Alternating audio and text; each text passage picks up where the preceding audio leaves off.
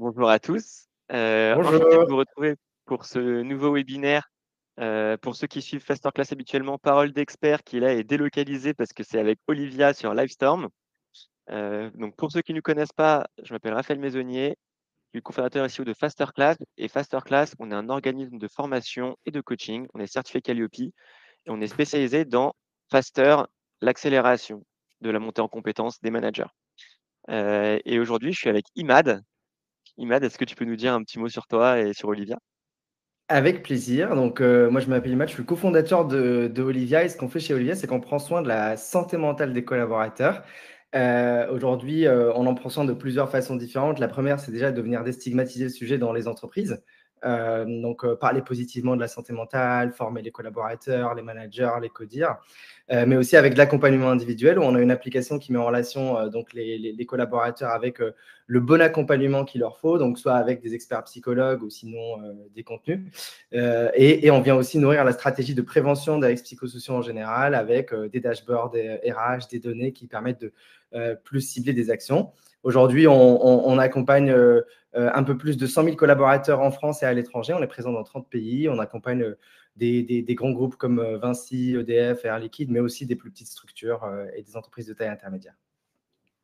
Oui. Alors, on voulait faire ce webinaire ensemble parce que je me posais la question, les RH, comment est-ce qu'on peut vous aider, comment est-ce qu'on peut aider vos managers à impacter positivement la santé mentale de leurs équipes? Et donc, il n'y avait pas meilleure personne que toi, Imad, pour nous en parler. Et il y avait une stat en fait qui m'a vraiment choqué, quoi. Je sais pas, il y a pas d'autre mot. J'ai vu que 70% des managers estiment des collaborateurs estiment que leur manager a plus d'impact sur leur santé mentale que leur conjoint. Et Ouais, la source, c'est Workforce Institute qui a interviewé exact. 3400 collaborateurs en 2023. Ouais. Euh, Waouh, quoi. Et Ouais. vas-y. Ouais. C'est vrai que c'est une stat qui est étonnante, mais pas tant que ça en fait. À chaque fois que j'en parle à des personnes autour de moi, à des RH, à nos clients, ils sont là, ouais, non, mais ça m'étonne pas tant que ça. Effectivement, en tant que manager, en fait, on a un impact qui est fort sur la santé mentale des collaborateurs. On peut être un facteur de bien-être, mais on peut être aussi un facteur de risque. Et on va en parler un petit peu plus dans le détail. Tu vois, c'est pas nécessairement notre faute, que ce soit en tant que RH, en tant que manager. Il y a des problématiques systémiques dans les organisations aujourd'hui qui font qu'on se retrouve finalement dans cette situation. Et, euh, et, euh, et, euh, et voilà, on va en parler un petit peu plus dans le détail. Je suis ravi en tout cas d'en parler avec toi, Raphaël. Merci pour l'invitation. Mais avant de commencer, vu qu'on parle de santé mentale, définissons déjà ce qu'est la santé Exactement, ouais. mentale, un peu le contexte quelque part mondial aujourd'hui autour de la santé mentale. Et pour bien commencer, on peut commencer par une définition de l'Organisation mondiale de la santé, qui, elle, définit la santé mentale comme déjà un état de bien-être, qui permet à chaque individu de se réaliser, d'accomplir un travail productif, d'être en lien avec sa communauté et de pouvoir gérer de façon, on va dire, sereine les stress normaux en fait du quotidien. Donc on voit bien quand on entend en fait cette définition de l'Organisation mondiale de la santé, on voit que c'est une définition positive qui peut des fois s'éloigner un peu des représentations négatives qu'on a autour de la santé mentale. Tu vois, si je te demande, Raphaël, qu'est-ce qui te vient à l'esprit quand je te parle de santé physique, bah, tu vas peut-être me parler de vitesse, de vitalité, d'endurance, de tout un tas de Ouais. choses comme ça.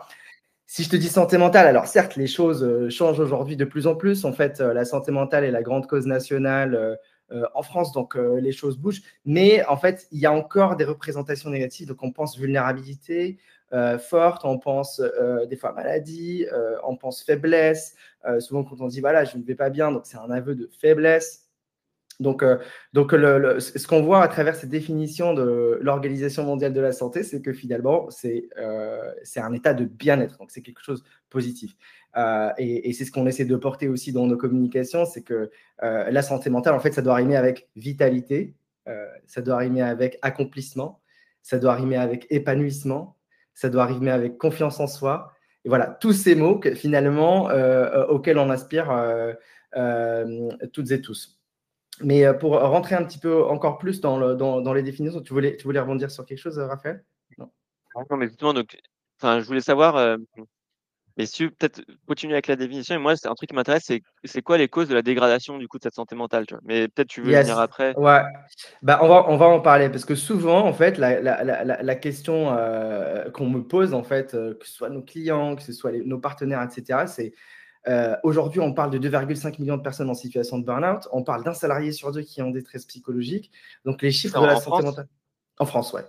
En France, ouais. Ouais, en France. C'est des chiffres qui paraissent alarmants. Et souvent, la question qu'on pose, mais quels sont les facteurs, quelles sont les causes?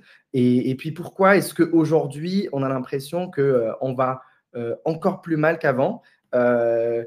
Certaines personnes un petit peu plus seniors disent, bah, en fait, on n'avait pas autant de burn-out avant, donc comment ça se fait, etc. Eh bien, figurez-vous, et ce que j'aime bien partager, c'est que le monde est toutefois très différent qu'avant. Pour schématiser un peu les choses, quelque part, ce qui génère en fait une santé mentale dégradée, ça va être trois grandeurs qui sont la première, c'est le changement. Quand il y a trop de changements dans nos vies, que ce soit un changement professionnel, un changement de contexte de l'organisation de l'entreprise, mais aussi un changement personnel, changement de partenaire, changement de ville, etc. Et on voit aussi qu'aujourd'hui, dans les nouvelles générations, dans le monde dans lequel on vit aujourd'hui, on est exposé à énormément de changements, on est dans une accélération. Donc ça, c'est la première grandeur en fait, voilà, qui génère du stress quelque part et qui vient dégrader la santé mentale. La deuxième grandeur, ça va être l'incertitude. Le fait d'être incertain, de ne pas savoir. Et on voit aujourd'hui aussi avec, pareil, la complexification du travail, la complexification en fait des relations interpersonnelles avec du zapping relationnel, avec tout un tas de nouvelles façons quelque part de vivre, amène de l'incertitude, sans parler bien évidemment des crises économiques, géopolitiques, non seulement qui sont peut-être plus amplifiées, plus fréquentes, mais auxquelles on est exposé avec de l'information permanente.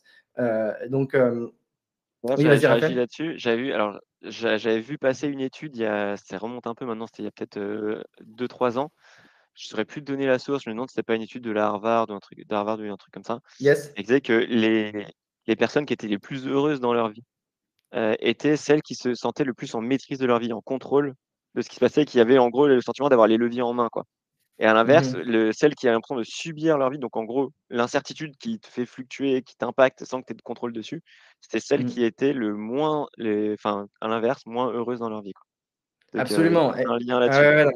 ouais, absolument, je pense que je l'ai vu passer aussi cette étude et ce que ça vient évoquer, tu vois, chez moi en l'occurrence, c'est la notion de maîtrise qui aujourd'hui est un peu ébranlée parce que avec les changements professionnels permanents, on change de poste, on change d'outils, on change de process, on doit se réinventer en permanence, on change d'entreprise aussi toutes les 4-5 ans. Donc ça, c'est quelque chose qu'il n'y avait pas trop avant. Donc en fait, avant, on s'asseyait en fait sur une sorte de maîtrise de notre métier qui nous donnait de la confiance en soi, de l'estime de soi, donc les ressources quelque part pour faire face aux enjeux en fait qui sont en face de nous. Donc, bref, la liste est longue. J'ai mis quelques exemples ici. Donc, la sursollicitation numérique avec, je sais pas, Raphaël, tu me disais tout à l'heure que tu n'étais pas loin autour des 1000 notifications par jour. Bon, maintenant, heureusement que tu les as tues, mais Ouais. Ouais, voilà. j'ai eu un moment un peu chaud, c'était jusqu'à ce que je me marie. Donc c'était jusqu'en 2022. À un moment, j'étais monté à 1400 notifications par jour. Donc ça faisait, si on calcule sur 16 heures éveillé par journée, ça faisait une notif toutes les 45 secondes à peu près, quoi. Et Ouais. j'ai perdu mon téléphone pendant mon voyage de noces. Et il se trouve que j'ai trouvé ça génial de plus avoir de téléphone. Et donc quand je suis revenu à Paris après 3 semaines de voyage de noces et que j'ai dû me racheter un téléphone quand même, direct, je me suis dit: «OK, maintenant je passe en ne pas déranger tout le temps». J'ai coupé toutes les notifs et cetera, et ça m'a fait un bien fou aussi d'un point de vue, charge mentale, c'est dingue le Ah changement, ouais. quoi. Ouais. Et en fait, les trucs Ça, c'est sûr. importants, les gens arrivent à nous solliciter, Ouais. voilà. Et je vois Amaury dans le chat qui dit: «Il a arrêté l'équipe surtout». J'ai aussi un peu résilié les non, mais notamment, il y avait des notifications de l'équipe parce que je suis pas mal le sport et voilà, en fait, faut couper tout ça et décider revenir en maîtrise de sa vie, en fait, décider quand est-ce qu'on va à l'info, quand est-ce qu'on va faire quelque chose, quoi. Absolument, Voilà. absolument. Et juste pour donner un exemple de mon quotidien aussi, moi, je suis dirigeant donc d'une entreprise et pourtant, j'ai pas de mail sur mon téléphone. Donc, j'ai pas de notification mail, en tout cas pas de notification.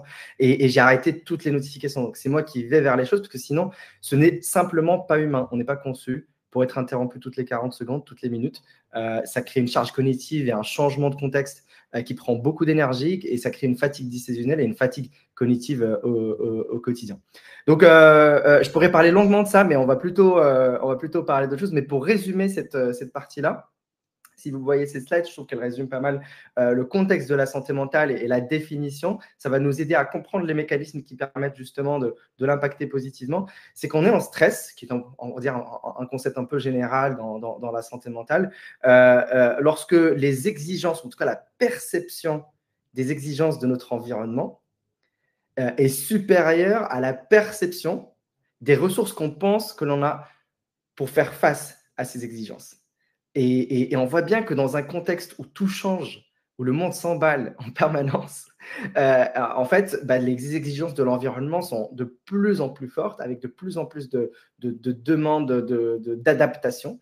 Et finalement, les personnes qui se retrouvent avec des ressources, ou en tout cas une perception de leurs ressources, qui est affaiblie. Donc là, on va voir comment le management va permettre de justement venir, entre guillemets, uplifter ces ressources pour leur donner de la motivation.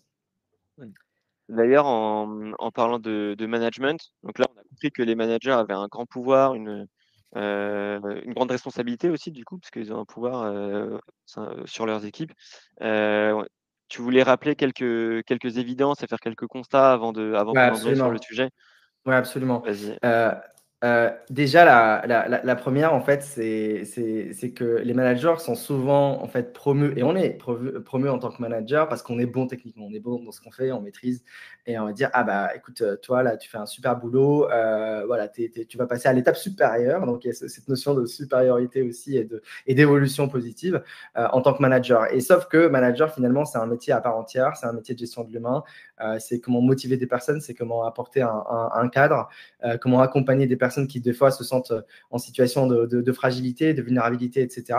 Et tout un tas de compétences, finalement, qui font qu'il y a un décalage entre ces compétences requises pour être manager, voilà, aujourd'hui en 2025, et les compétences réelles. Et bien évidemment, en fait, c'est pas la faute des managers. C'est un problème absolument systémique, assez universel et je dirais mondialisé aujourd'hui. Et donc, vous allez voir aujourd'hui, notre objectif, c'est vraiment de vous aider à donner les outils à vos managers ou vous-même avoir les outils si vous êtes manager et de ne pas taper sur les managers parce que effectivement, ils sont entre le marteau et l'enclume. Mais je ne sais pas si tu as un truc à dire là-dessus, Raphaël. Ouais, bah, si, ouais. En fait, moi, je trouve, comme toi, hein, on constate chez Masterclass que le management, c'est un métier qui est aussi beau que difficile, on va dire ça comme ça. Et c'est un métier difficile parce qu'il est bourré d'injonctions qui, en apparence, sont contradictoires. Donc, en Ouais. gros, ça, c'est quelque chose qu'on a développé. Ce concept-là, on a appelé ça la toupie du management avec Philippe Boyer, que je salue, qui est un de nos top experts chez Masterclass. Et donc, cette toupie du management, c'est pour nous dire que quand on est manager, on doit être à la fois être bienveillant et exigeant. Et alors ça, dire mais, soit alors que souvent on se dit: «Mais non, mais si je suis bienveillant, je peux être exigeant, ou si je suis trop exigeant, je peux pas être, bienveillant», voilà, nin nin. Et donc il faut réussir à être bienveillant et exigeant.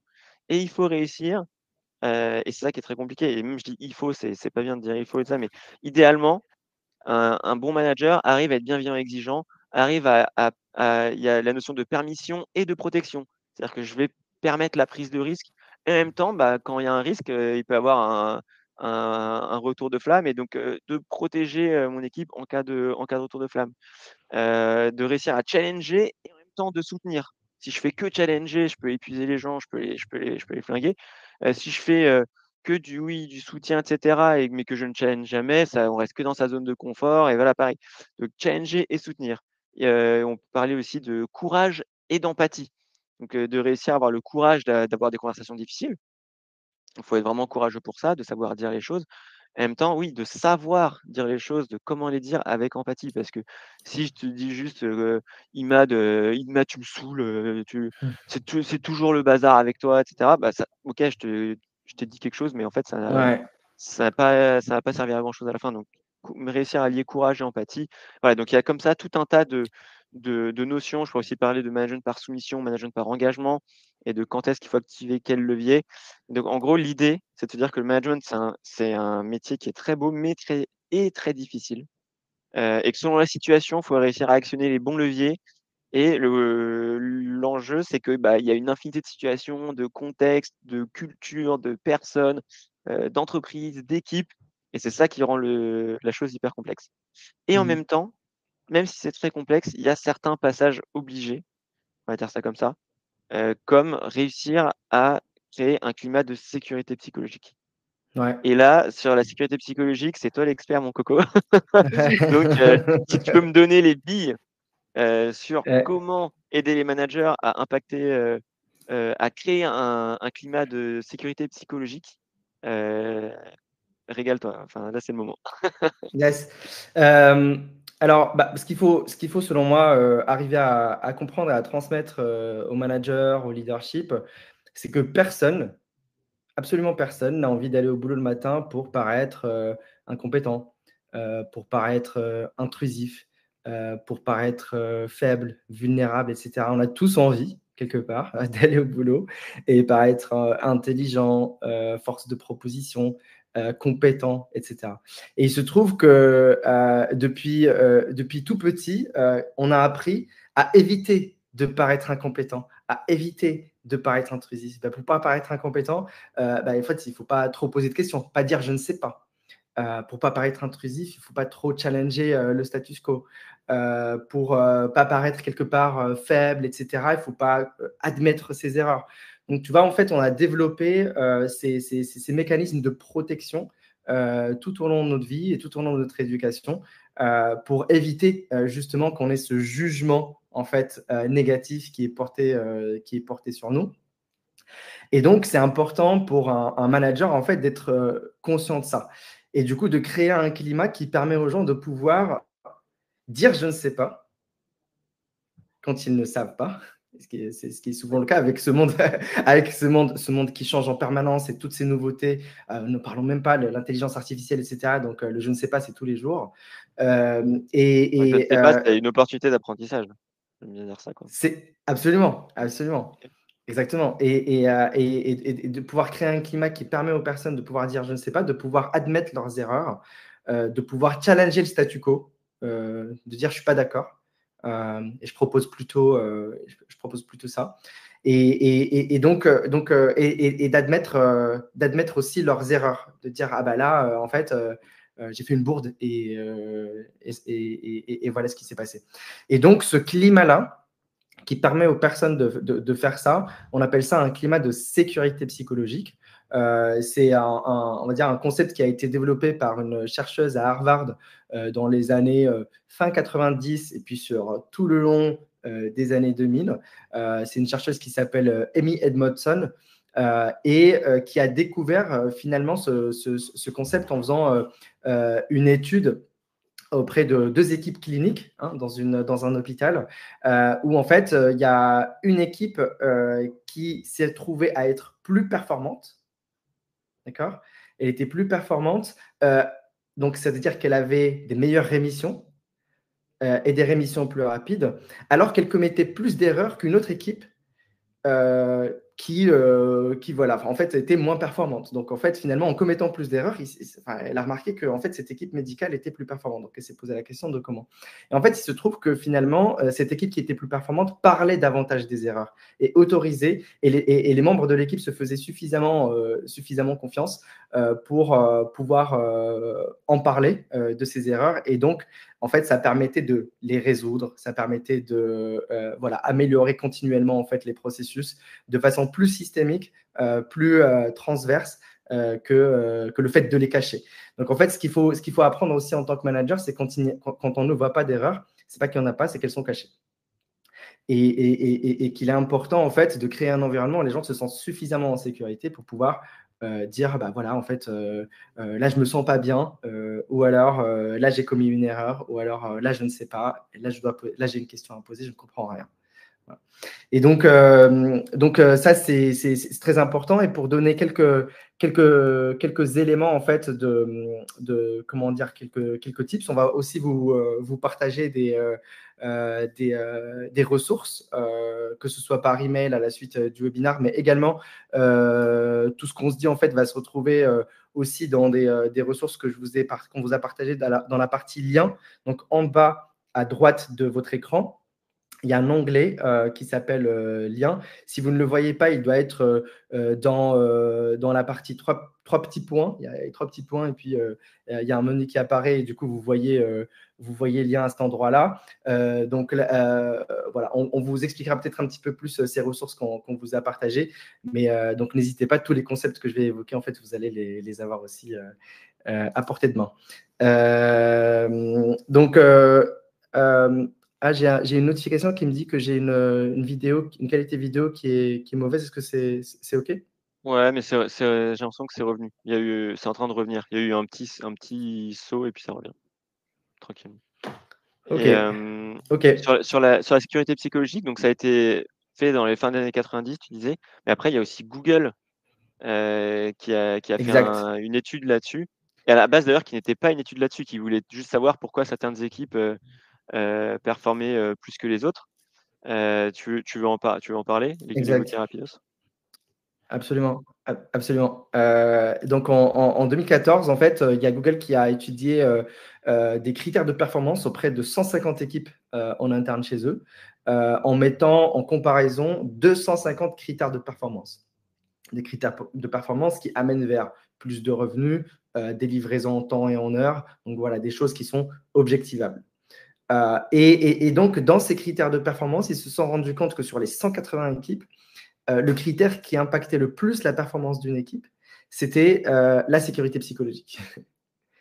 Donc ça, c'est comment dire, une découverte qui est assez bluffante et qui nous amène quand même à plus de curiosité envers ce concept-là. C'est les membres de l'équipe se sentent en sécurité de prendre des risques pour apprendre, se sentent en sécurité de se montrer vulnérables, se sentent en sécurité de dire qu'ils ne vont pas bien et ils se sentent en sécurité, effectivement, surtout ce concept-là de prendre les risques inhérent à l'apprentissage. Donc ça, c'est arrivé premier dans la liste avant la codépendance, le fait de compter les uns sur les autres, la clarté voilà, des objectifs, de la structure, le sens qu'on a dans ce qu'on fait, l'impact qu'on pense avoir sur les bénéficiaires voilà, auxquels on délivre le service. Donc tous ces éléments-là sont importants, mais la sécurité psychologique est arrivée dans un premier lieu.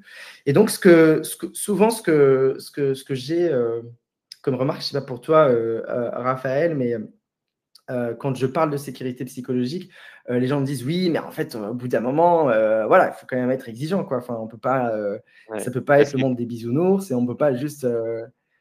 c'est un peu comme Ouais, bienveillance, exigence que disait et Forestier, à lier les deux, quoi. ouais, ouais. Exactement. Et en fait, finalement, la sécurité psychologique, elle va de pair avec un environnement qui responsabilise, avec un environnement qui est exigeant. Et là, ce que vous voyez dans ce graphique-là, c'est que quelque part, un environnement, une équipe où en fait on a une sécurité psychologique qui est très forte, mais une responsabilisation, une exigence qui est très faible, bah, c'est un peu la zone d'indifférence. On vient au boulot, on ne sait pas pourquoi. Bref, on n'est pas super motivé. C'est pas très exaltant, quoi. Ça, c'est quand il y a très peu de sécurité psychologique, pardon, et très peu de responsabilisation. Quand il y a une grande sécurité psychologique et très peu de responsabilisation, on est dans une zone de confort. C'est pas nécessairement, voilà, on est très confortable, on maîtrise, etc.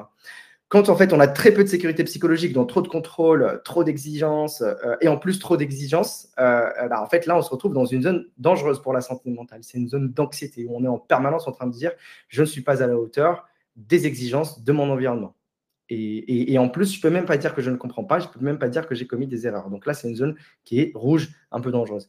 Et la zone optimale, bien évidemment, comme dans tous les cadrans de conseils, elle est en haut à droite.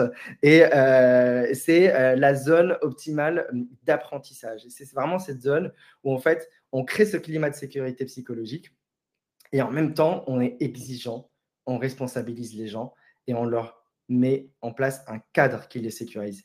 Et donc là, c'est une zone où les gens s'autorisent à prendre les risques de l'apprentissage, de l'évolution, de l'adaptabilité. Et donc, tous ces éléments qui sont importants.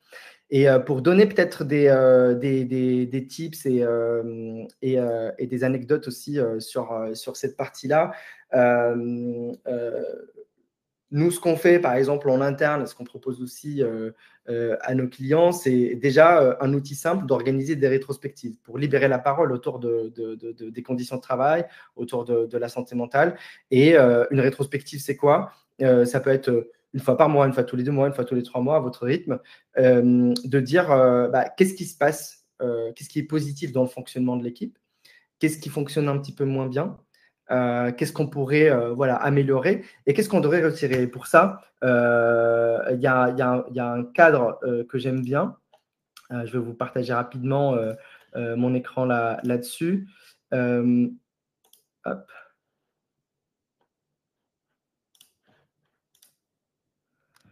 Alors, c'est une méthode qui s'appelle KISS. Alors, désolé pour l'anglicisme, mais ça fonctionne quand même. Donc, dans un cadran, en fait, l'équipe va pendant 1 heure dire ce qu'on souhaite conserver, le improve, donc ce qui a amélioré, stop, ce qu'il faut arrêter, et start, ce qu'on pourrait commencer. Et déjà, en fait, là, c'est le début de pouvoir donner la parole à chacun sans l'interrompre pour qu'il puisse poser ses post-it sur le board et dire voilà moi ce que je pense qui ne fonctionne pas aujourd'hui, etc. Déjà de encourager le fait de parler de ce qui ne va pas et le fait de pouvoir dire ouais, en tant qu'équipe, on a commis cette erreur, etc. Donc ça, c'est un premier outil.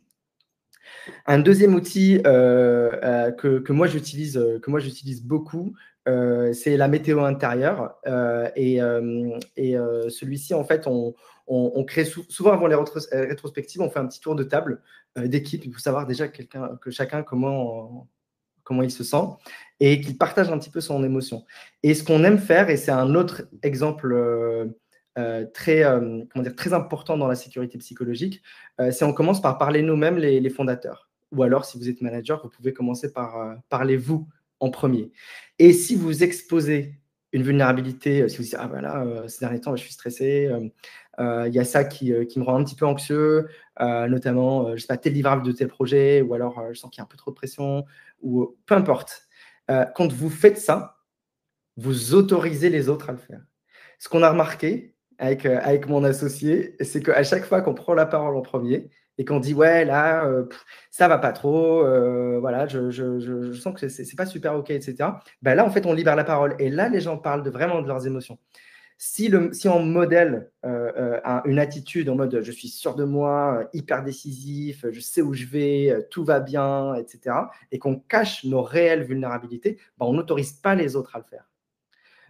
Donc ça, c'est un outil que je vous invite à mettre en place, de commencer à le tester peut-être, si vous ne vous sentez pas très à l'aise, de commencer à le tester petit à petit. Donc, commencez à peut-être parler de temps en temps de vos incertitudes, mettre des points d'interrogation à la fin de vos phrases. Vous n'êtes pas obligé de savoir en tant que manager.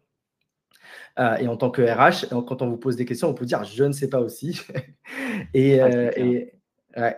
Moi, ça me fait penser à deux trucs, ce que tu dis. Ouais. Première chose, sur le truc KISS, nous, c'est un outil qu'on utilise souvent en fin de session de formation chez nous, vu que c'est des formations où il y a, par exemple, il y a 4 ateliers, et puis d'un atelier à l'autre, en fait, à la fin, on se dit: «OK, maintenant, d'ici la prochaine fois, qu'est-ce que je garde? Qu'est-ce que je dois améliorer? Qu'est-ce que je dois arrêter?» et cetera, et donc on utilise le framework KISS très régulièrement et ça marche super bien. Franchement, je vous invite tous à le faire. Ensuite, sur le fait de parler en premier, je voulais juste mettre un petit warning. Faites-le dans ce cadre-là de montrer vos vulnérabilités. Par contre, quand vous êtes en réunion et que vous faites des brainstorming, des choses comme ça, là, vaut mieux parler en dernier parce que sinon, vous allez Absolument. couper la chic à tout le monde et tout le monde va être potentiellement dire: «Ah oui, oui, je suis d'accord avec toi, le grand manager» et tout ça. Donc, voilà, selon la situation, si en fait, l'idéal, c'est de laisser, de donner l'objectif final, c'est de donner l'envie aux gens de s'exprimer. Et donc, Ouais. si c'est de donner des idées, bah, donnez les vôtres en dernier. À l'inverse, si c'est d'exposer vos vulnérabilités, vu que c'est quelque chose de difficile, là, faites-le en premier pour montrer l'exemple. Mais l'exemplarité, c'est un truc hyper important en management, quoi. Ouais, absolument. Ouais, je suis trop Mmh. d'accord avec toi, Raphaël. Quand c'est plutôt, tu vois, une réunion de brainstorm, une réunion de réflexion autour, de ce qu'il faut faire et cetera, de parler en premier, ça biaise tout le monde et les gens ont peur d'aller en contradiction avec le Ouais, manager et disent: «Bah, voilà, enfin, c'est lui le sachant, il sait, donc je peux pas trop le contredire». ouais. Donc ouais, et je donnais juste une toute petite anecdote où moi, en tout cas, en tant que manager, j'ai senti qu'à un moment, en fait, on avait réussi à créer ce climat.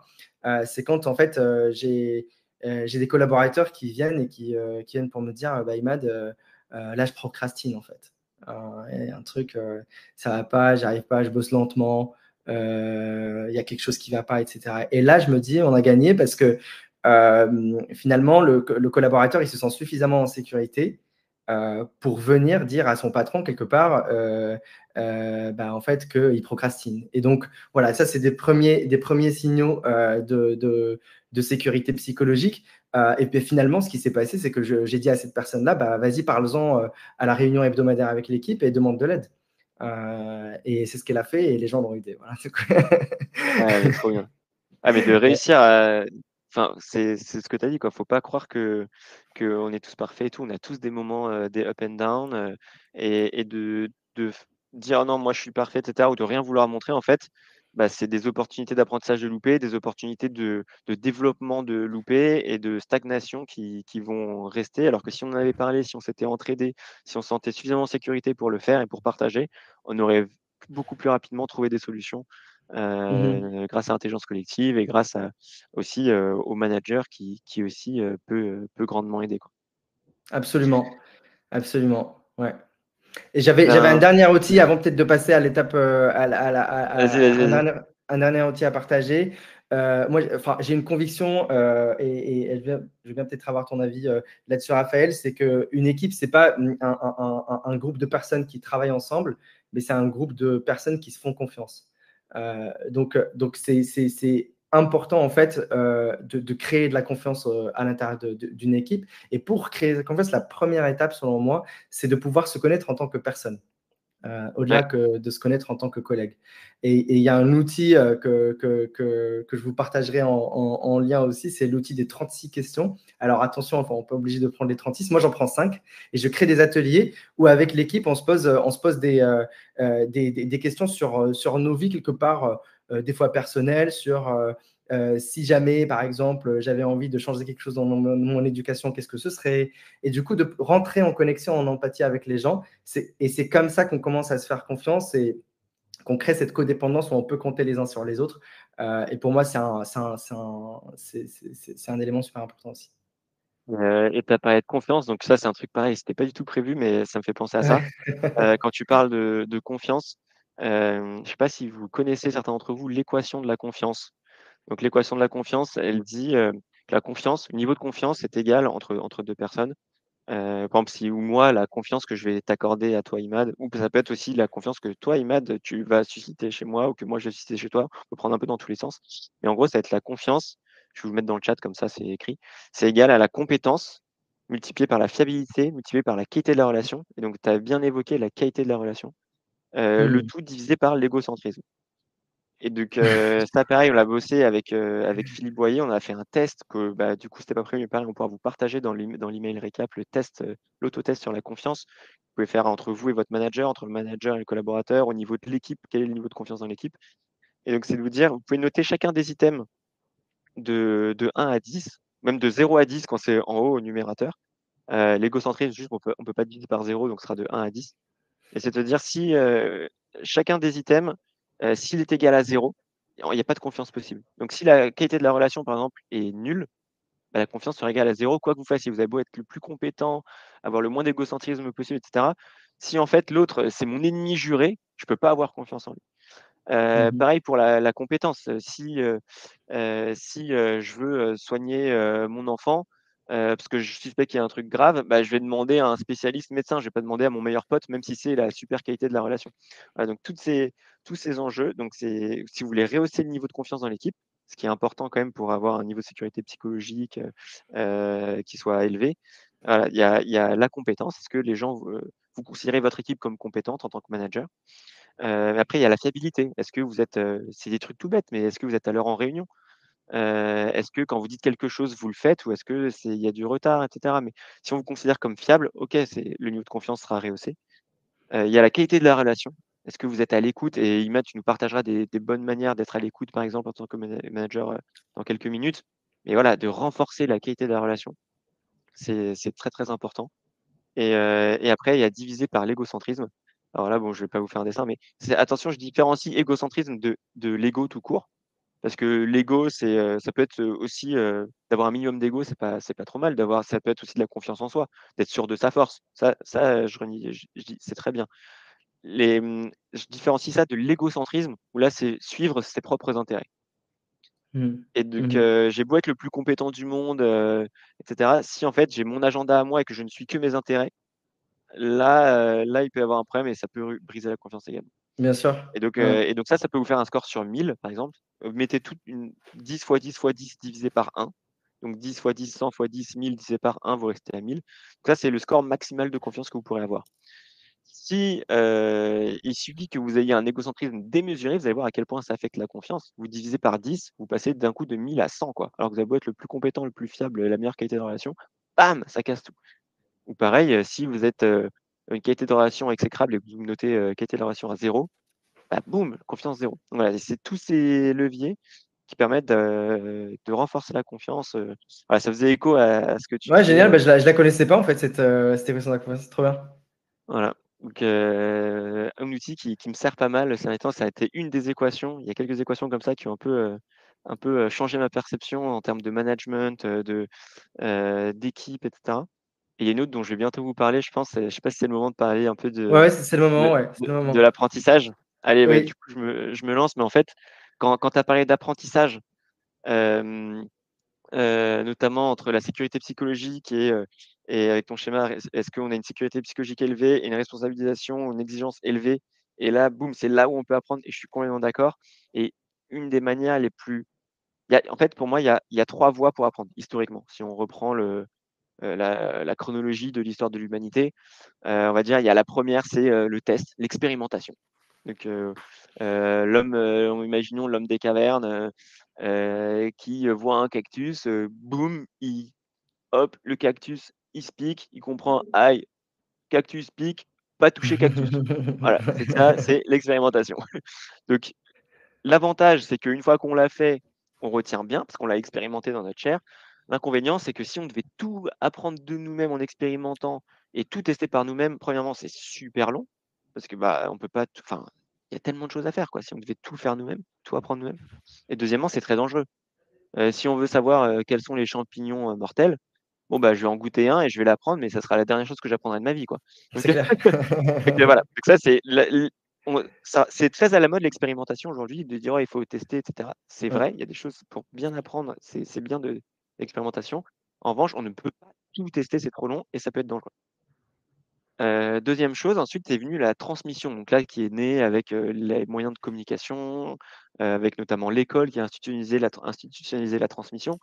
Donc là, il y a un expert, un sachant qui vous transmet les infos. Ça, c'est cool.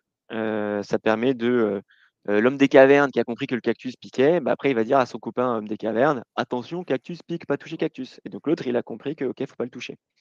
Les inconvénients, c'est que, bah, c'est pas très contextualisé, heu du coup, c'est très, descendant, ça peut être très passif, hein. On se souvient tous de nos longues journées à l'école, donc on n'est pas très actif, donc on retient moins bien. Et on peut aussi avoir quelques têtes brûlées qui disent: «Mais il me dit que ça pique, mais je vais tester par moi-même» et boum et puis se piquer quand même. Ah donc ça c'est un des inconvénients. Et il y a une troisième voie pour apprendre qui existe aujourd'hui, qui est en train de monter en puissance depuis les années 50, qu'on appelle le feedback. Qu'est-ce que ce feedback? Ça c'est assez proche de quand tu disais que vous faisiez, je sais plus comment tu as appelé ça, tes rétrospectives. Ah Yes. ça peut être aussi être en lien avec le feedback. En gros, le feedback, si on reprend l'étymologie feedback feed, nourrir, back, en retour. Donc le feedback, c'est une information que je te transmets, par exemple à toi, Imad, si je te fais un feedback, une information que je te donne suite à une observation. Donc j'ai observé quelque chose, je te transmets l'information, avec l'intention de t'apprendre quelque chose. Et ça, c'est très Mhm. important. Feed, nourrir, back, en retour, donc suite à une observation. Et nourrir, bah, je t'apprends quelque chose. Donc si je te dis juste, bah, Imad, ta présentation super, ok, mais en fait, je t'apprends ça, c'est pas un feedback, c'est un compliment. Ou si je te dis qu'elle est nulle, bah là, ça sera des reproches ou une Merci, critique. merci. Mais ça serait pas, ça sera pas un feedback. Et donc Ouais. voilà, donc faut faire très attention. Le feedback, c'est pas quelque chose de naturel, et c'est pour ça que on se forme au feedback pour apprendre. Mais c'est un énorme accélérateur, parce que ça permet, quand quelqu'un fait quelque chose, de dire quel était soit le comportement gagnant, soit quel comportement il peut corriger pour faire quelque chose de mieux. Et donc, c'est une expérimentation qu'on va accélérer et qui est contextualisée, contrairement à de la transmission pure, qui en fait est on n'est pas en contexte, on est assis et puis moi, un expert nous transmet quelque chose. Donc voilà, il y a Mhm. différents faux amis, il faut faire gaffe. Donc c'est feedback, attention, ce n'est pas des reproches, c'est pas des critiques, c'est pas des compliments, c'est pas des évaluations. Il y a l'évaluation, par exemple, de fin d'année, souvent, ok, c'est top, mais c'est pas du feedback de fin d'année. Le feedback, c'est au quotidien. Et si j'attends l'évaluation de fin d'année pour te dire que depuis février, tu fais quelque chose qui pourrait être fait différemment, en fait, C'est dommage. je suis co-responsable du fait que tu n'aies pas changé. J'aurais dû te faire le Ouais, feedback. ouais, Le but, exactement. Ouais, c'est de faire du feedback toute l'année pour ensuite avoir la meilleure évaluation possible. Mais il ne faut pas confondre les deux. ouais, ouais. Voilà, donc il y a plein de petits faux amis. Pareil, les ordres. L'ordre, c'est pas du feedback. Et souvent, on a tendance à vouloir déguiser un ordre en feedback. Non, attention, c'est différent. On dit souvent feedback is a gift. Qu'est-ce que ça veut dire? Quand on dit que le feedback est un cadeau, ça veut dire qu'un cadeau, si je te fais un cadeau, Imad, moi, c'est un acte libre que je te fais librement, je te donne un cadeau. Mais toi, après, le cadeau, tu es libre d'en faire ce que tu veux. Et Ouais, si tu le laisses dans un coin et que tu n'en fais rien, c'est ton choix. Donc, le ouais. feedback, pareil, c'est un cadeau. Donc, si tu en fais quelque chose, tant mieux. Si tu n'en fais rien, tant mieux. C'est pas tant pis, je suis pas dégoûté, c'est tant mieux. En fait, c'est toi qui es libre. Voilà, donc Mhm. il y a tous ces faux amis, en fait, quand on déguise un ordre en feedback, bah, souvent, c'est là où les problèmes commencent, parce que ah, mais je t'avais dit de faire ça, ah, mais attends, mais c'était un feedback ou c'était un ordre? Et donc, c'est là où il faut savoir, en tant que manager, distinguer quand est-ce que je fais des ordres, et dire clairement et assumer quand on fait un ordre. Quand on est dans la tempête, il faut faire des ordres, on ne va pas faire des feedbacks et attendre que machin. Un capitaine dans la tempête, il dit toi, tu tires sur tel bout, et toi, tu fais machin, et tout ce truc, il n'y a pas de feedback. Exactement. Ouais, il n'y a pas le temps. Mais ça, c'est 10% du temps. Et Ouais, c'est un impact à court terme. ouais, Mais un ordre, en fait, si je veux que la personne refasse la même action, je dois répéter l'ordre. C'est comme un enfant, c'est très infantilisant un ordre. Donc si je dois lui dire, les enfants, tu leur dis fais tes devoirs, tous les jours, il faut leur dire de faire leurs devoirs, sinon ils ne les font pas, quoi. ouais. Alors que un feedback, là, c'est libre. Donc c'est pas un impact moins fort à court terme. Mais si la personne le fait sien, là, il y a un impact à long terme beaucoup plus fort. Il n'y aura pas besoin de répéter la chose, quoi. Donc ça, c'est vraiment les trucs. Et il y a en matière de feedback, il y a un truc qui a vraiment, là, littéralement changé ma vie. Je parlais d'équation tout à l'heure, c'est l'équation de la performance. Donc cette Mhm. équation de performance, elle nous dit performance égale potentiel moins interférence. Donc je peux illustrer ça par exemple pour, imaginons que je vais faire Paris-Lille en voiture. Donc le potentiel, il y a 200 km, ma voiture elle fait du 200 km/h maximum. Donc mon potentiel max, c'est je fais Paris-Lille en 1 heure. Voilà. Mhm. Et après, il va y avoir plein d'interférences qui vont venir minimiser mon potentiel, réduire ma performance. Ça va être, je sais pas moi, les limitations de vitesse, les bouchons, le code de la route, ma peur de la vitesse, des feux rouges. Il va y avoir plein de petites interférences et qui font qu'à la fin, en fait, ma performance, ça va pas être mon potentiel max, mais ça va être, je vais pas mettre 1 heure, je vais mettre plutôt 2 heures pour faire mon Paris-Lille en voiture. Et donc, là où le feedback devient hyper intéressant, c'est qu'il y a 2 types de feedback à utiliser. Il y a le feedback positif, dont le rôle est de maximiser le potentiel, de comprendre quel était le comportement gagnant. Parce que parfois, on fait tous plein de trucs bien au quotidien, mais on ne se rend pas forcément compte que c'était ce truc-là qui était déterminant. Donc de dire, voilà, là-dessus, tu as fait ça, dans cette situation, tu as fait ce truc-là, c'était génial, et c'est grâce à ça que pour moi, le résultat, c'était dingos. Ah, donc le feedback positif qui maximise le potentiel et qui, au passage, améliore les signes de soi des gens. Et après, il y a le feedback correctif, et je dis bien correctif et pas négatif. Le feedback correctif dont le but est de réduire les interférences. Et la grande différence avec le feedback négatif, là où je vous déconseille de l'utiliser, il y a très peu de gens qui sont réceptifs au feedback négatif. Le feedback négatif, en gros, c'est tu dis ce qui n'a pas marché. Tu dis: «Bah, voilà, là, dans cette présentation, bah, tu as fait ça, c'était pourri et c'est pour ça que le résultat était pourri». Ça mine, l'estime de soi des gens, ça c'est Mmh. il y a peu de gens Ouais. qui arrivent à en tirer quelque chose. Le feedback correctif, là, on va le tourner au futur et c'est plutôt, bah, dans telle situation, la prochaine fois que tu vas être dans cette situation, essaie peut-être de faire, différemment, essaie peut-être de faire comme ça et tu auras un résultat, qui sera encore meilleur. Voilà et donc là, ça maintient l'estime de soi et ça permet Mmh. de minimiser les interférences. Ouais, Donc je peux feedback peut-être rebondir positif là-dessus. Ah, tu voulais peut-être non, mais continuer? je voulais juste, dire juste, voilà, feedback positif maximise le potentiel, Ouais. feedback correctif réduit les interférences et tout ça, ça permet de maximiser la performance et de maximiser la performance de l'équipe et tout ça, c'est possible grâce à un climat de sécurité psychologique. Ouais, bien sûr. Ah c Et on peut se poser la question, tu vois, Raphaël, bah, quel lien avec la santé mentale, en fait, au final? Puisqu'on parle d'aider les managers à impacter positivement la santé mentale de leurs équipes.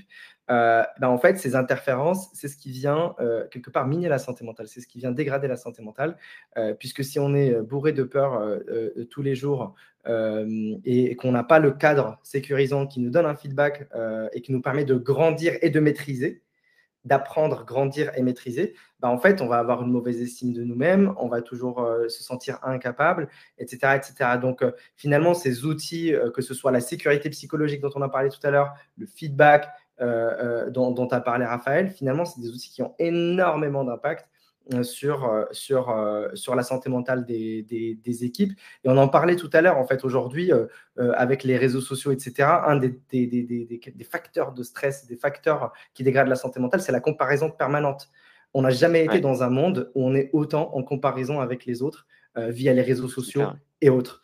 Donc ça ne vient quasiment que baisser l'estime de soi. Donc, quand vous avez des C'est clair, ouais. collaborateurs dans vos équipes, dites-vous que leur environnement extérieur, il est rempli de gens qui réussissent plus qu'eux et qui ont de meilleures vies qu'eux, en tout cas dans leurs esprits. Et donc, n'hésitez pas aussi à avoir de la reconnaissance, embarquer dans votre quotidien, à dire merci, à remplir les ressources des collaborateurs en les laissant apprendre, en les faisant grandir avec le feedback. Donc tous ces éléments-là, en fait, c'est des éléments qui sont importants aujourd'hui pour accompagner les gens vers une meilleure santé mentale. Il y avait C'est un clair élément. et Ouais, vas-y, vas-y. ouais, je voulais juste dire, genre là, je vois que le temps file et tout, donc je vais pas vous faire Ouais, encore un grand cours sur le feedback et tout, mais c'est vraiment un outil qui est dingue pour les managers. Donc, les RH, si vous voulez aider vos managers, aidez-les à monter en compétence sur le feedback, c'est vraiment génialissime. On va vous partager une fiche avec toute la méthode feedback, comment les faire, comment les donner, comment les demander, comment bien réagir, comment mettre des routines de feedback en place, etc. Voilà, la méthode s'appelle la méthode STAR, comme situation, action, résultat. Voilà, c'est simple à retenir, situation, action, résultat. Et vous verrez que en vrai, c'est vraiment transformant, quoi. C'est ouais. transformant et donc on vous partagera cette fiche et on vous partagera aussi une IA, un agent IA feedback qu'on a appelé Feedbackinator, C'est qui génial ça. Ouais. ouais, qui permet de structurer des feedbacks à la méthode STAR pour éviter de faire des compliments, des reproches, des ordres déguisés, des évaluations et vraiment être en mode feedback et permettre à ses collègues, ses collaborateurs de se développer, de grandir, leur apprendre des choses en respectant la méthode STAR et bah, voilà, vous allez vous éclater. Génial. Génial. Alors très rapidement il y a un des trucs moi que j'ai appris qui permet aussi de donner ce cadre-là, c'est de pouvoir avoir des conversations difficiles et pas nécessairement avoir peur du conflit. Ça vient en écho bien évidemment à des techniques comme le feedback, etc. Mais globalement, ne serait-ce que arriver, si je vous donne un outil très concret, en fait, pour comment dire, avoir des conversations difficiles avec des collaborateurs quand c'est nécessaire, c'est d'initier ouvertement, en fait, bah, voilà, j'ai besoin d'avoir une conversation difficile avec toi. Déjà, de poser le cadre, de commencer avec ça. Et ça, j'ai remarqué, moi, dans mon quotidien, que ça change absolument tout. Et de demander, est-ce que tu es disponible maintenant pour avoir cette conversation difficile? Euh, la personne, elle peut dire, bah voilà, dans 1 heure, moi, je ne suis pas disponible maintenant, etc. Donc, vérifier si l'autre est prêt, ça, c'est hyper important. Et le plus puissant, j'espère que vous partirez avec ça aussi aujourd'hui, c'est admettez que en fait vous allez peut-être trébucher, que vous allez peut-être pas être à l'aise. Donc tu te dis bah là en fait en fait on va avoir cette conversation, mais sois indulgent avec moi en fait, parce que je vais peut-être pas être hyper carré, je vais peut-être pas être super précis, etc. Donc je suis pas super à l'aise.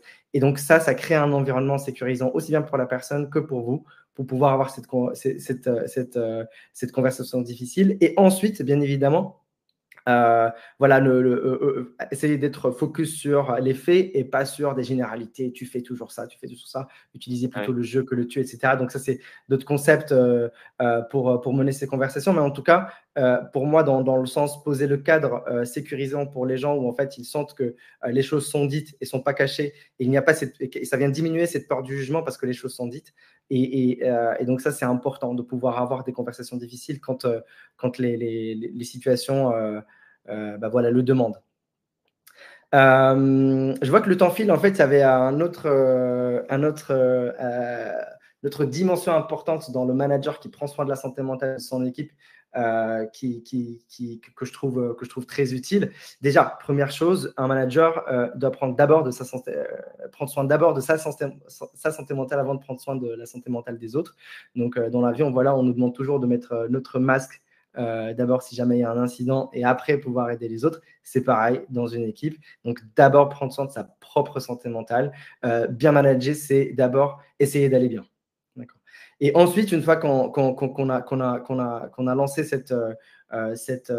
comment dire, cette pratique avec soi-même, c'est de pouvoir détecter quand est-ce que les gens sont en situation de souffrance, quand est-ce qu'ils sont en situation de difficulté, et quand il y a des signaux forts ou faibles. Parce qu'en fait, il y en a des différences. C'est quelque chose qu'on fait beaucoup avec nos clients. Nous, on forme les managers à la détection des signaux faibles, mais aussi des fois des signaux forts de burn-out ou de souffrance, de difficulté. Et s'il y avait une seule chose à retenir sur cet aspect-là, c'est le plus gros indicateur, c'est un changement de comportement. Donc, même une personne qui était négative, râlait tout le temps, etc., et d'un coup devient positive, ça aussi, c'est un changement de comportement qui n'est pas normal et qui peut indiquer en fait un risque. Donc, ça peut être aussi bien un changement de comportement dans un sens comme dans l'autre, mais aussi voilà, des absences un petit peu plus fréquentes, une démotivation, un isolement, la personne qui ne vient plus au déjeuner collectif, ou alors elle ne vient plus aux after-work, ou tout un tas de choses. Donc, et c'est important à ce moment-là d'aller vers la personne dans un bon cadre sécurisant, etc., de dire est-ce que ça va et de lui rappeler qu'il y a des ressources en entreprise quand il y en a, la médecine du travail, de pouvoir discuter de son environnement de travail, de changer des choses, mais aussi si par exemple vous avez un dispositif de soutien en santé mentale comme Olivia par exemple, c'est important que les managers soient un relais là-dessus aussi lorsqu'ils détectent des signaux faibles ou forts. Donc ça, Un c'est… autre Ouais. signal faible comme ça, moi, qui me sert pas mal, c'est sur le télétravail. Si vous voyez quelqu'un qui avait l'habitude qui faisait du télétravail un jour par semaine ou deux, qui d'un coup se met à faire 3, 4 jours de télétravail par semaine de manière régulière, peut-être se dire, tiens, est-ce qu'il y a un truc qui a changé? Ou à l'inverse, quelqu'un qui était tout le temps en télétravail, qui maintenant, boum, bascule tout le temps en présentiel. Qu'est-ce qui se passe? Ou même parfois, ça peut être des problèmes perso qui viennent impacter, mais n'empêche on n'a qu'un cœur et un cerveau, et quelque chose qui nous impacte, même chez nous, ça nous Sur le impacte perso, bien sûr. voilà, sur le perso Ah et ouais, inversement sur le pro, quoi. Donc, absolument, ouais. moi, le télétravail, c'est un très bon indicateur quand il y a un changement là-dessus, de dire, tiens, je dis pas du tout qu'il faut faire plus ou moins de télétravail, pas du tout. Il y en a qui peuvent être tout le temps en télétravail, qui se mettent dans leur bureau, il y en a qui font peu de télétravail, qui se mettent à en faire beaucoup. Et s'il y a un changement, c'est dire, tiens, qu'est-ce qui se passe? Ça peut être un signal de se dire, il y a un risque Mhm, et des trucs. Voilà. mhm. Et après, des changements beaucoup plus distinctifs, entre guillemets, des mal de dos récurrents, un sommeil qui n'est pas régénérateur. La personne, elle arrive souvent le matin en disant, bah voilà, j'ai pas bien dormi, etc. Des signes cutanés, en fait, aussi, le stress, ça crée aussi des symptômes physiques. Donc, être attentif à tous ces signaux-là et agir et et faire le relais envers les bons dispositifs, parce qu'un manager, c'est pas un psy, donc ça, c'est important de dire. Et donc, Ouais. voilà, orienter vers les bons dispositifs qui sont disponibles dans votre entreprise. Je vois que le temps file. Peut-être je voulais peut-être toucher un petit mot sur l'écoute. On n'a pas eu le temps Ouais, de tout dire. Mais l'écoute, c'est mine de rien au centre, en fait, cette équation de la santé mentale des collaborateurs, parce qu'en fait, elle crée d'abord un espace. D'ailleurs, quand on va par exemple chez le psychologue, une des plus grandes valeurs qu'il nous apporte, c'est cet espace d'écoute. Donc, on voit bien que ça fait déjà du bien à la santé mentale, rien que de créer l'espace. ouais, c'est clair, ouais.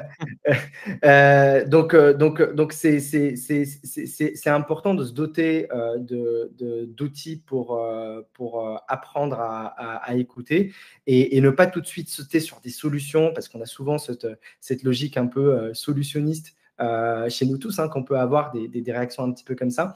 Donc, vraiment, avoir pour seul objectif de créer un espace pour l'autre, de le laisser s'exprimer et de réellement essayer de rentrer en résonance avec ce qu'il dit. Et pour ça, il y a un outil que je voulais vous partager qui peut aider, c'est la technique des 4 R. Petit outil mémotechnique pour s'en souvenir. Mais déjà, commencer par apprendre à recontextualiser. Quand une personne vous parle de quelque chose, de dire bah, en fait, c'est quand la dernière fois que ça t'est arrivé, passer du général au précis, donc recontextualiser. Résumer ce que la personne a dit, c'est un signe d'écoute. Si vous vous entraînez à résumer ce que la personne a dit, bah, en fait, la personne va se dire ah bah oui, bah, du coup, je peux continuer à me livrer, je peux continuer à parler. Cet espace, c'est pour moi. Reformuler pareil et venir renforcer. Je dirais même que renforcer, en fait, c'est un des éléments les plus importants parce qu'on vient valider l'expérience de l'autre, pas la nier. Lorsqu'une personne, en fait, se livre, elle vit une expérience. La pire chose à faire, c'est de dire non, mais c'est pas ce que tu ressens. Non, si elle parle de quelque chose, c'est ce qu'elle ressent, c'est ce qu'elle vit. Donc, venir renforcer quelque part et valider d'abord l'expérience de l'autre, c'est un signe d'écoute énorme. Donc, cette technique des 4 R, je trouve qu'elle est super utile. Donc, recontextualiser, résumer, reformuler, renforcer. On vous partagera bien évidemment l'outil aussi plus tard. Peut-être qu'on peut prendre un temps pour les questions, Raphaël. Ouais, prenons un petit temps pour les questions et hem et juste pour vous dire comment est-ce qu'on va vous aider, en fait, c'est un petit point important. Vous allez avoir le récap de ce webinaire. On va vous envoyer par email, en fait, un lien avec un récap de ce qu'on s'est dit et le replay du webinaire, pour ceux qui veulent le revoir, ou revoir des concepts particuliers. On va vous envoyer le kit d'animation, QVCT, fait par Olivia, et on va vous envoyer la fiche feedback, faite par Fasterclass avec le lien aussi vers un Feedbackinator et je peux vous rajouter aussi, l'équation de la confiance, qui était un truc sympa, le petit test, sur l'équation de la confiance. Alors, voilà, donc il y a J'ai Evan mis, qui j'ai mis le partage. kit. Ouais, j'ai mis le kit d'animation QVCT. Si vous voulez le télécharger, vous pouvez le faire dès maintenant. Là, normalement, il y a une petite pop-up qui s'affiche avec un bouton télécharger. Donc Nickel. là-dedans, vous avez des outils qui vous permettent d'animer des ateliers de prise de parole des collaborateurs avec des jeux de cartes, des choses très ludiques, etc. Donc n'hésitez pas à aller jeter un œil. Trop bien. Alors il y avait une petite, la première question, c'était Marc Urbain, qui disait: «Au vu des facteurs multiples et sachant que les changements et les sursollicitations et l'incertitude sont en croissance exponentielle et que ça risque de pas s'arranger, quelles sont les expectatives pour le futur en matière de burn-out et santé mentale?» Bah, en fait, les risques sont plus gros et je trouve que la question est super bien amenée. Les facteurs d'incertitude et de changement sont de plus en plus forts. Donc, les risques sont plus gros. Donc, en fait, il va falloir davantage que l'entreprise devienne ce lieu d'apprentissage permanent, en fait, et que les gens se sentent en sécurité de l'être. Donc, on ne peut pas être dans un monde mouvant, un monde où tout change, et demander aux gens de savoir. Donc, c'est ça que ça va changer. Inévitablement et fondamentalement. Donc, faire de l'entreprise un lieu de sécurité psychologique et d'apprentissage, ça va être l'entreprise pour moi de demain pour faire face à tous ces changements et toutes ces incertitudes. Parce que quand un collaborateur arrive au boulot en se disant ah bah tiens, ici on attend de moi d'être certain et de savoir, alors que le monde lui propose tout l'inverse, bah, ça crée une dissonance énorme, donc ça risque d'être difficile pour beaucoup. Ouais. Ouais, c'est clair. Alors hop, je vous mets aussi, un petit lien parce que ça va bientôt être la fin du webinaire. Donnez-nous votre feedback sur le webinaire, c'est hyper important pour nous pour progresser. Donnez-nous votre avis. Voilà, vous pouvez le Merci. faire, Ouais. faites-le, ça nous aide beaucoup. Merci beaucoup d'avance et pendant ce temps, je vais prendre une autre question.